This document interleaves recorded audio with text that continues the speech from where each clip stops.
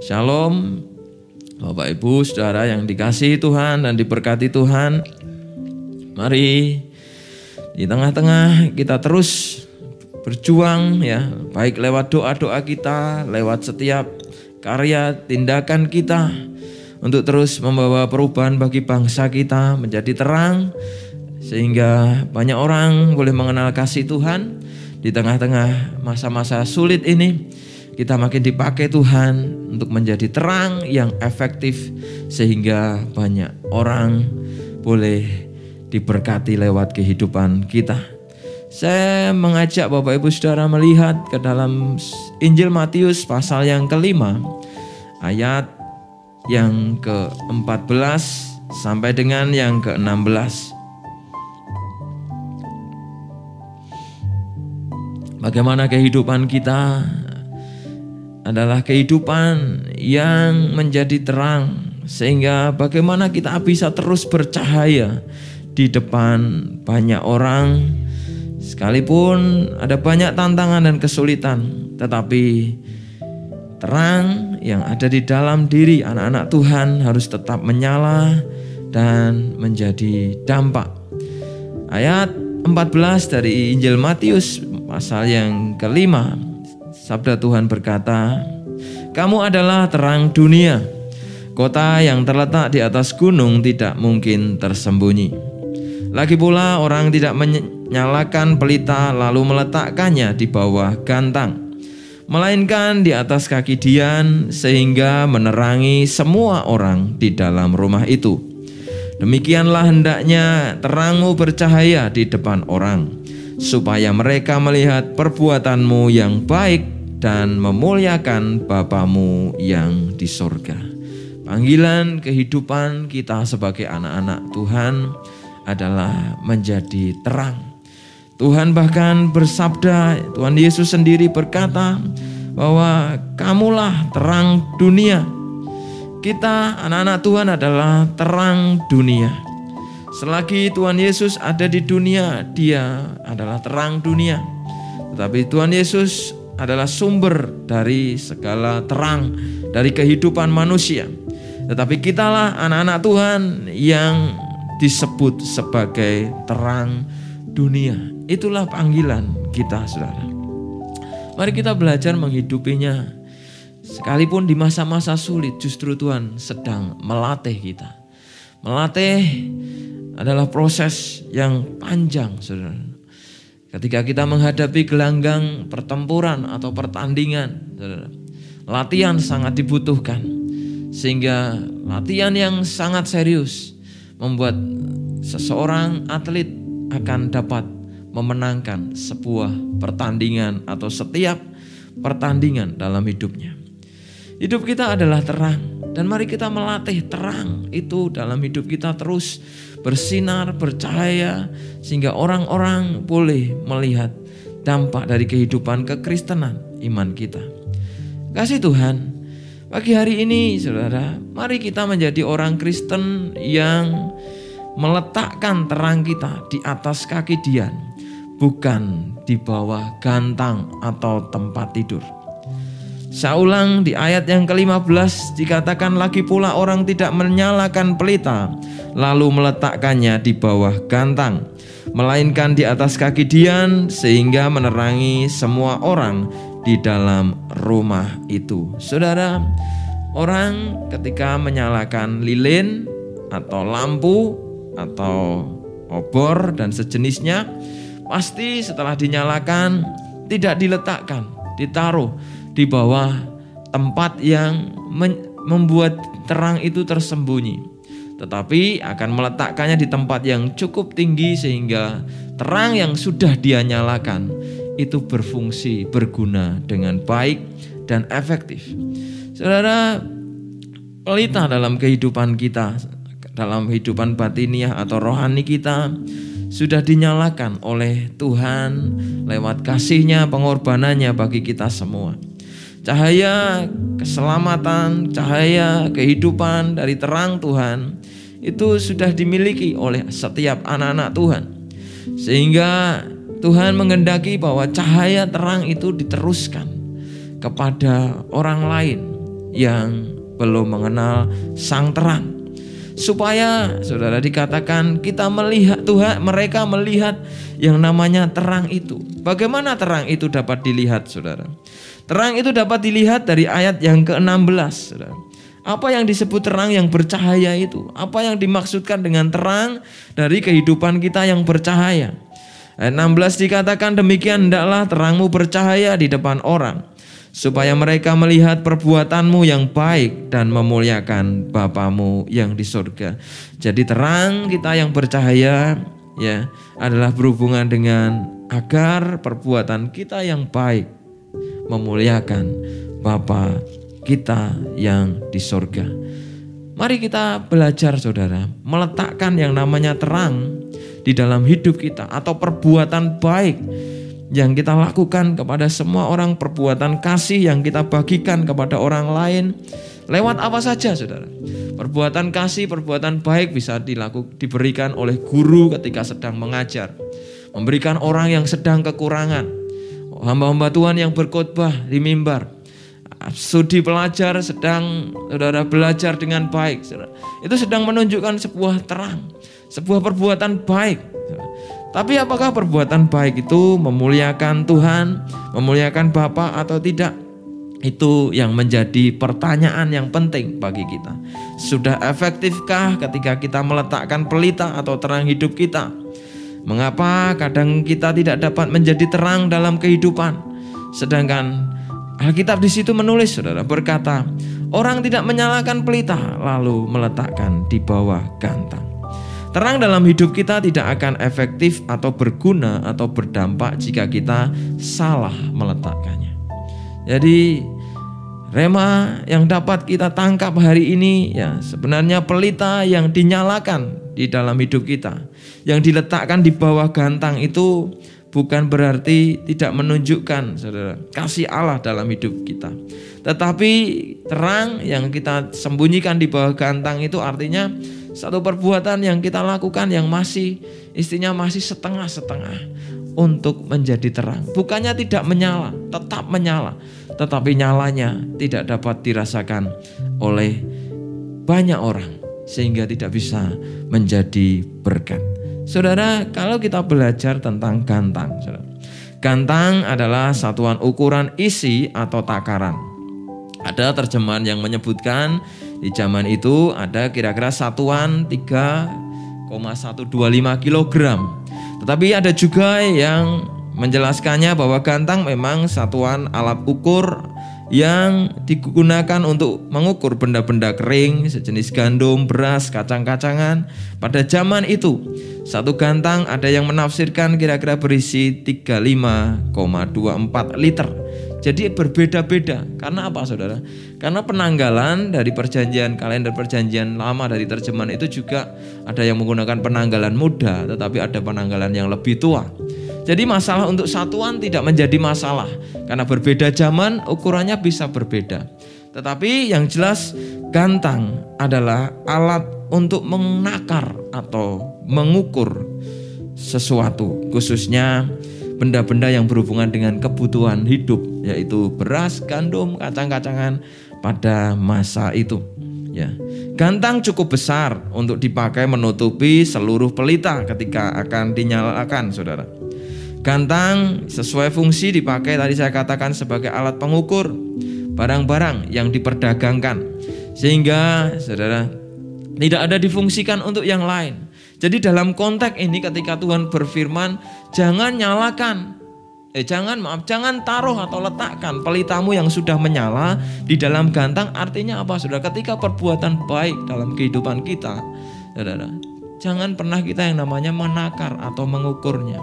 Jangan pernah kita belajar atau untuk menghitung-hitung atau mengukur, karena perbuatan baik tidak bisa diukur, tidak bisa dihitung, karena standarnya adalah hati yang mengasihi Tuhan.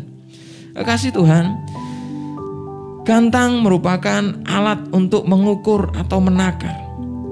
Sehingga dalam kehidupan pada waktu itu, perkara-perkara yang berhubungan dengan kebutuhan hidup, ya, terutama makan atau pangan, diukur dengan yang namanya gantang. Jadi kebutuhan-kebutuhan dalam kehidupan kita, saudara, ya bisa ditakar dengan gampang. Tetapi untuk yang namanya menunjukkan perbuatan baik itu tidak dapat diukur. Tidak dapat diukur. Ketika kita mencoba mengukur atau menakar perbuatan baik, maka kita sedang yang namanya menghakimi atau yang namanya melakukan penghakiman. Orang yang hanya menghitung-hitung, mengukur-ukur, kemudian menghakimi sana-sini, dia tidak akan pernah bisa maksimal untuk melakukan perbuatan baik. Sekalipun perbuatan baik itu dilakukannya berdasarkan firman, tetapi dia salah menggunakan alatnya, jadi tidak efektif.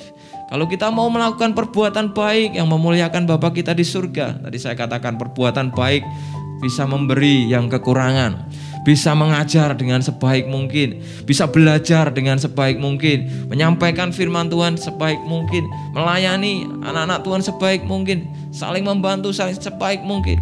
Jadi saudara, jangan pernah kita mengukur. Mari kita belajar untuk yang namanya meletakkannya di atas kaki Dian.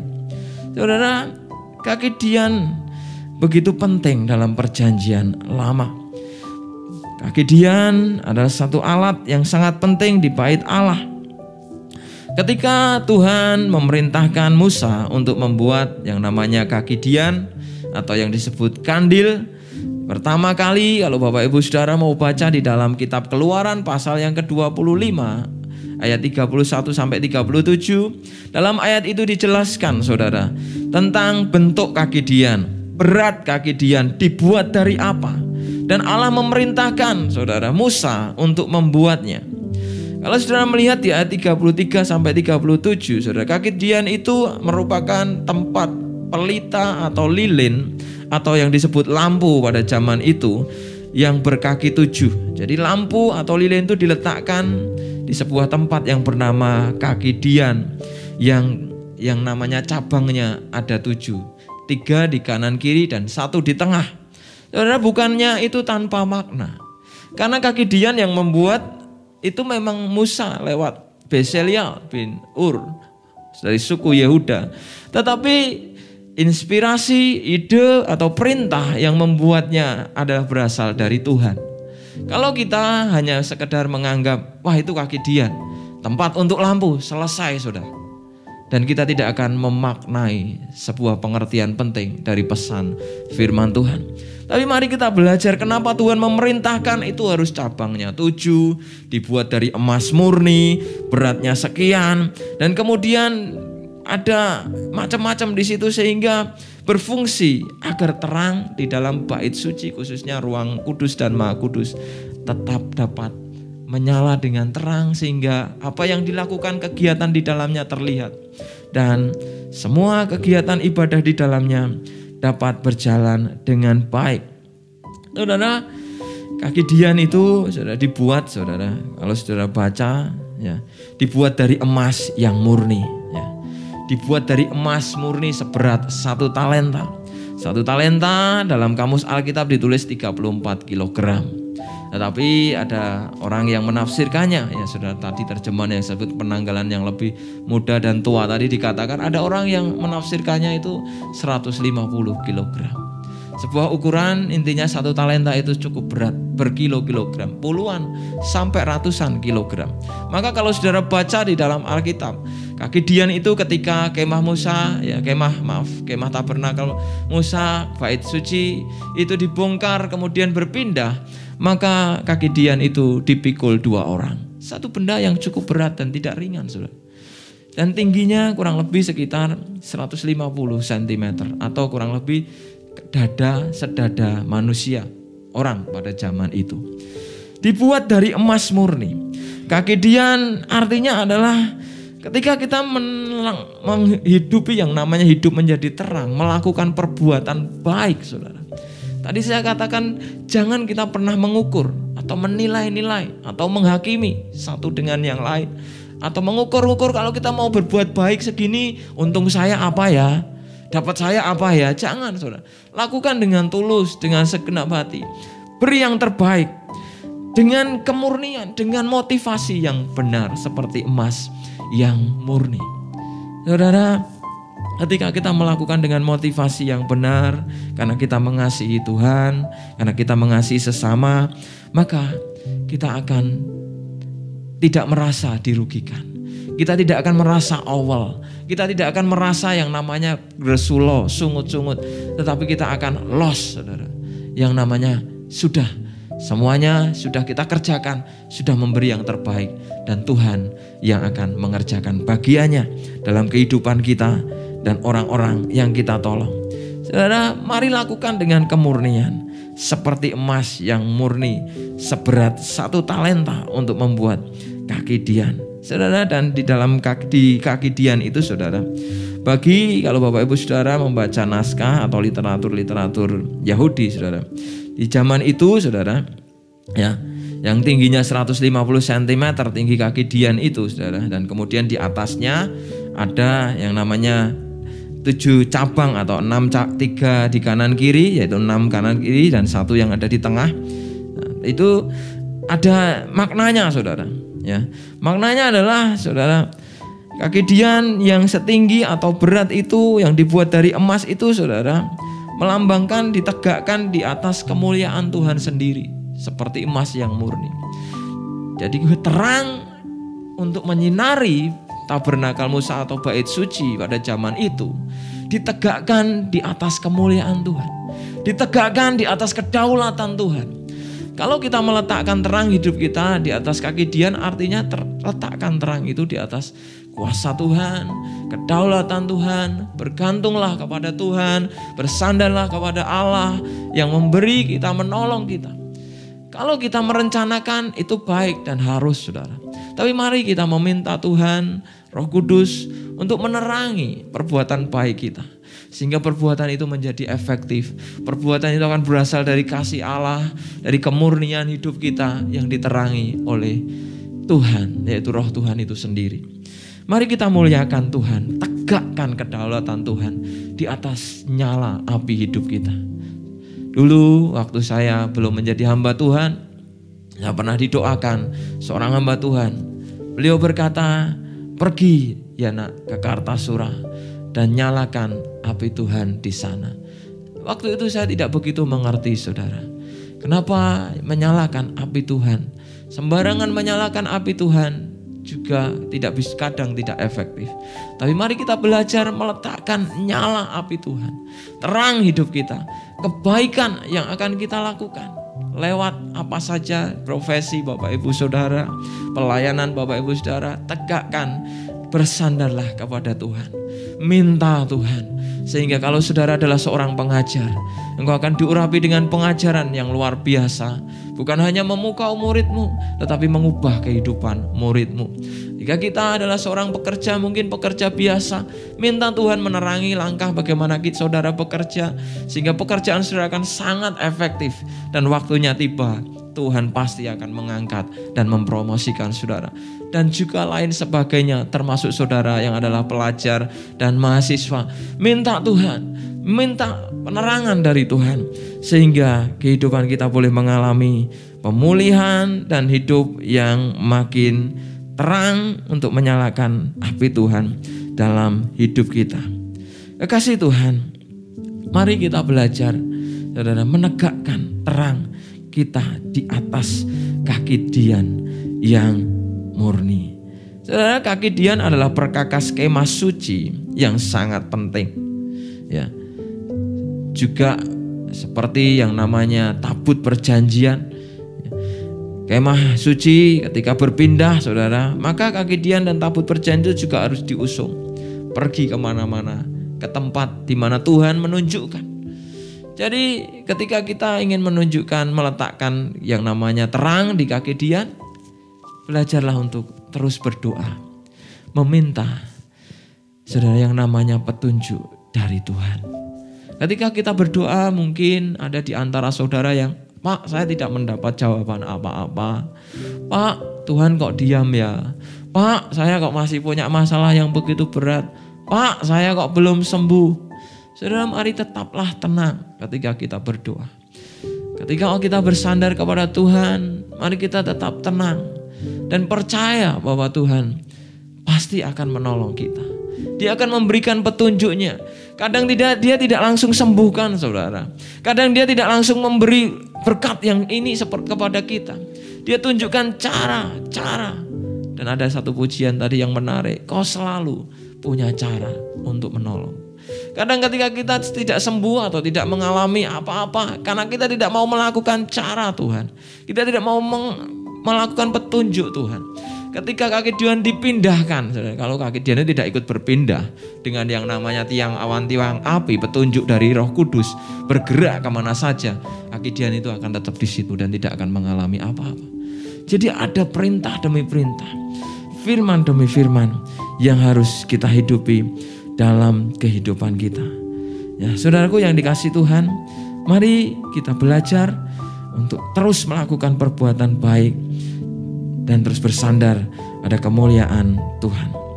Kasih Tuhan, Gideon juga menunjukkan yang namanya sebuah gambaran dari tempat yang paling tepat untuk meletakkan terang, karena posisinya tinggi dan menerangi sekitarnya. Berbeda dengan gantang, ketika pelita dimasukkan dalam gantang, maka terang itu tidak terlihat. Tetapi di atas kaki Dian, terang itu dapat terlihat. Maka tadi saya katakan, belajarlah menjaga kemurnian dari motivasi kita. Belajarlah untuk terus yang namanya tidak menghitung-hitung berapa besar keuntungan yang saya dapat kalau saya menolong dia. Belajar untuk menolong dengan segenap hati. Seperti di dalam surat Roma pasal yang ke-15 ayat 1 dan sampai 3 dikatakan, kita yang kuat wajib menanggung kelemahan orang yang tidak kuat. Dan jangan kita mencari kesenangan diri sendiri. Setiap orang di antara kita harus mencari kesenangan sesama kita demi kebaikannya untuk membangunnya.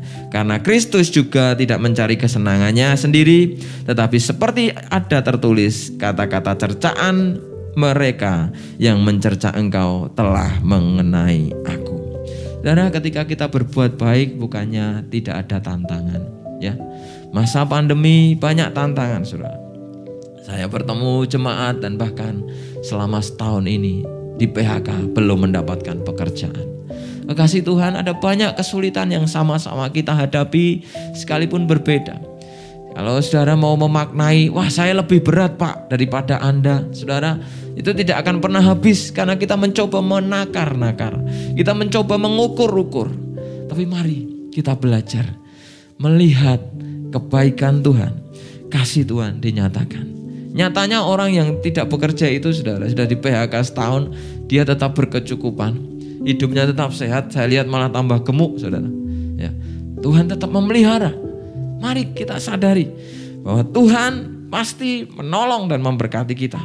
Tetapi mari kita belajar meletakkan yang namanya cahaya terang Tuhan di atas kaki Dian dengan segenap hati. Artinya apa? Jangan sembunyikan terang saudara dan saya. Jangan sembunyikan terang kita.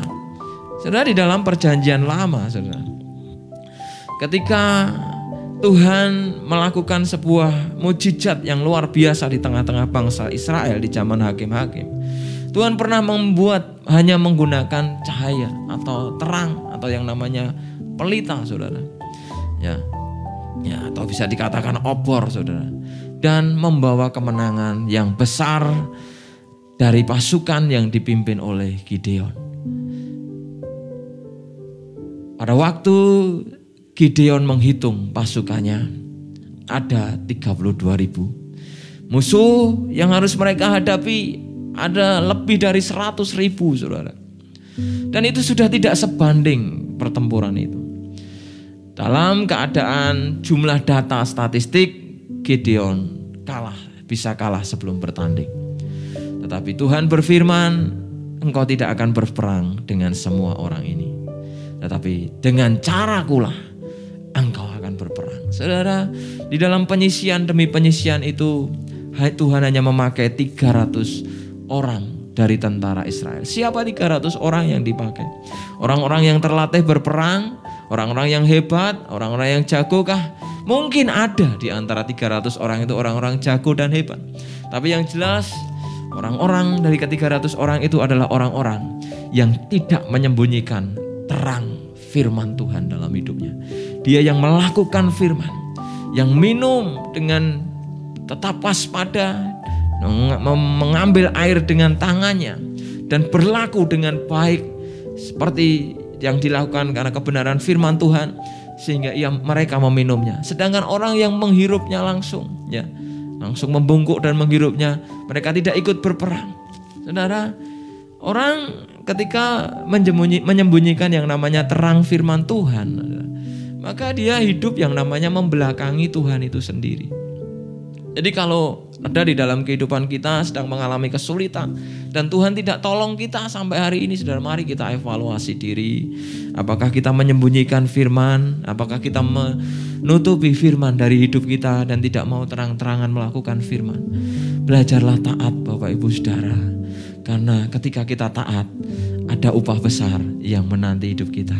Ketika taat kepada Tuhan dengan total, itu akan mendatangkan berkat. Ketaatan akan mendatangkan berkat yang luar biasa. Dan dengan 300 orang itu kembali, saudara, Tuhan menyuruh Gideon, saudara, membawa seperangkat alat, saudara, ya, siapkan suluh, ya, tutup setiap suluh itu dengan puyung. Dan Gideon dengan ke-300 orang yang bersama dengan dia menaati Tuhan. Dan kemudian tepat ketika ada di tengah-tengah pasukan musuh, saudara, terang itu dinyalakan dan puyung itu dipecahkan, saudara, sehingga mereka kaget, kocar-kacir. Tuhan membunuh mereka. Pasukan yang begitu banyak yang tidak sebanding hanya dikagetkan, dikejutkan dengan nyala terang yang awalnya disembunyikan dalam puyung dan dipecahkan. Mereka kaget dan mereka kalah kocar-kacir. Saudaraku yang dikasih Tuhan, kemenangan yang besar terjadi karena ada terang yang disingkapkan, dibukakan, dipecahkan. Saudara, jangan tutupi terang Tuhan dalam hidup kita. Belajar menjadi pelaku firman. Kadang firman Tuhan sulit kita lakukan, tetapi mari minta Roh Kudus memampukan kita untuk dapat melakukan firman, sehingga kita melakukan firman dalam kehidupan ini. Ketika saudara sakit, mari tetap lakukan firman. Bersyukur, terima yang menjadi bagian rencana Tuhan. Percaya Tuhan berdaulat, tegakkan kedaulatan Tuhan dalam hidup saudara. Dan saudara akan terima yang namanya kesembuhan dari Tuhan. Saudara menerima pemulihan dari Tuhan. Saudara, mari belajar menyamakan hidup kita dengan firman Tuhan. Jangan sembunyikan firman. Jangan belakangi firman. Jangan kejar berkat karena saudara pingin kaya seperti orang A, B, C, D. Tetapi kejarlah firman Tuhan. Hidupilah firman. Maka Alkitab katakan hukum berkat dikatakan akan mengejar orang yang benar karena melakukan firman Tuhan. Saudara, Gideon dengan ke-300 orang itu bersorak-sorai mengalami kemenangan. Tetapi lihat, suku Efraim dan orang Israel yang tidak ikut berperang, mereka kemudian, saudara, pingin seolah-olah menunjukkan diri. Aku ya pingin bersinar terang. Aku ya pingin mengalami kemenangan bersama. Kenapa kau tidak pakai dan lain sebagainya. Saudara, kalau kita mau melakukan yang namanya terang, perbuatan baik, dikatakan biarlah perbuatan baikmu tidak diketahui oleh semua orang, gak apa-apa. Yang penting ada satu pribadi yang mengetahuinya. Jadi waktu kita melayani Tuhan, ya, biar Tuhan yang tahu. Orang lain gak tahu, gak masalah. Tahu juga baik kalau untuk laporan, ya sudah harus. Tetapi gak perlu orang lain tahu juga gak masalah. Tapi yang penting lakukan perbuatan yang memuliakan Tuhan. Saudara, dalam pelayanan, kadang kita pelayanan di depan, sudah melayani, tiba-tiba orang gak menghargai. Upload foto setelah ibadah, wah foto kita gak ada, jangan kecewa. Upload di Instagram, gak ada foto kita di sana, jangan marah, jangan kecewa. Tapi mari kita tetap tunjukkan bahwa apa yang kita lakukan bagi kemuliaan Tuhan. Saudara, mari kita tetap bersemangat di tengah-tengah pandemi. Kita percaya kemenangan besar menanti setiap anak-anak Tuhan yang mau menyalakan terangnya dalam kehidupan ini. Seperti Gideon dan hanya dengan 300 orang yang benar-benar mengalami kemenangan.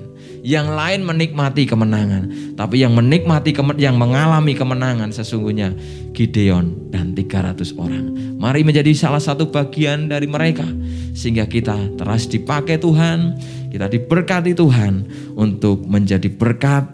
Terang Tuhan dinyalakan atas hidup kita, dan lewat hidup kita, lewat perbuatan baik, satu demi satu orang akan dibawa Tuhan datang kepada kita. Kita bisa bersaksi kepada mereka tentang Sang Sumber Terang, Yesus Kristus Juru Selamat dunia, sehingga orang bisa mengenal Tuhan lewat kehidupan kita. Tetap semangat, maju terus dan nyalakan api Tuhan di atas kaki Dian dalam kebenaran firman Tuhan dalam hidup kita. Tuhan memberkati kita semua.